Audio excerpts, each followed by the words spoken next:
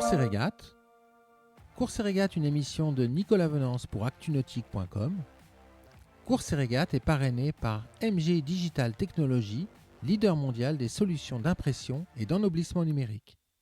Cap à l'est dans le 9e Vendée Globe, alors qu'une bonne moitié de la flotte fonce désormais vers le cap de Bonne-Espérance. Une flotte toujours conduite par Charlie Dalin, qui dispose de près de 300 000 nautiques d'avance sur Thomas Ruyant, désormais délesté de son foil bâbord, suivi lui-même par Jean Le Cam, 60 000 nautiques derrière lui. La course est presque relancée pour le doyen du Vendée Globe qui n'a pas quitté le top 4 depuis le départ des Sables d'Olonne il y a 20 jours et dont les poursuivants reviennent désormais comme des boulets.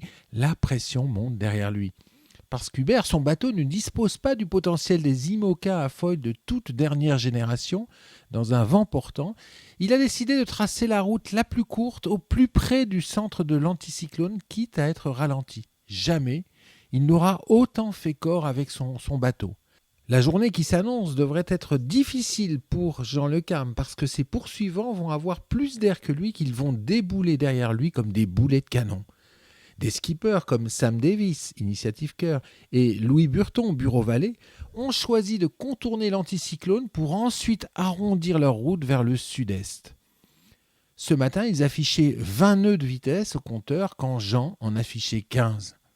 Alors qu'il est à 2 jours du passage du cap de Bonne-Espérance, le skipper de Yes Wickham ne déplore que quelques broutilles à réparer pour s'occuper et rendre utile le Sikaflex du bord. S'il avoue parfois douter, il reconnaît se faire très plaisir sur ce Vendée Globe et trouver intéressant d'être chasseur et chassé à la fois. Je vous propose tout de suite d'écouter sa vacation radio d'hier matin. On a eu un peu d'air, donc on a réussi à essayer de se recaler un peu. Donc là, on continue. On va avoir une journée difficile, je pense, mais bon.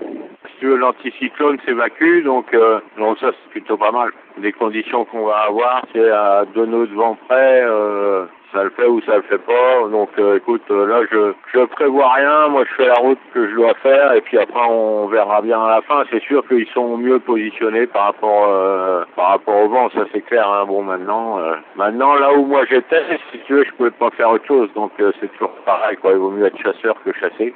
Donc voilà, les opportunités qu'ils avaient derrière, ils l'ont prise. Moi, je pouvais pas le prendre parce que j'avais pas les mêmes vents. Donc la situation elle est comme ça. Et bon, j'ai encore du grain à moudre. Là, on est en bâbord, si tu veux. Après, il y a un empannage, donc forcément, les routes, elles vont quand même nous faire aller relativement sud, quoi. Hein. Ça c'est sûr. Hein. Elle nous amène proche de la zone d'exclusion, quoi. De toute façon. Écoute, ça fait mon 5e Vendée, plus Barcelona, plus avec Tabarly en 80, ça fera 7 fois. Là, pour le coup, l'anticyclone, là, le centre anticycloniste, il était particulièrement vilain cette année. Et bon, c'est vrai que à ce moment-là, c'est un peu parti par devant. Là, ça va peut-être revenir un peu par derrière, mais tout ça, ça va faire un équilibre qui va faire une belle course. J'ai bien dormi cette nuit, là. Bon, il fallait se réveiller au bon moment parce qu'il y a des bascules.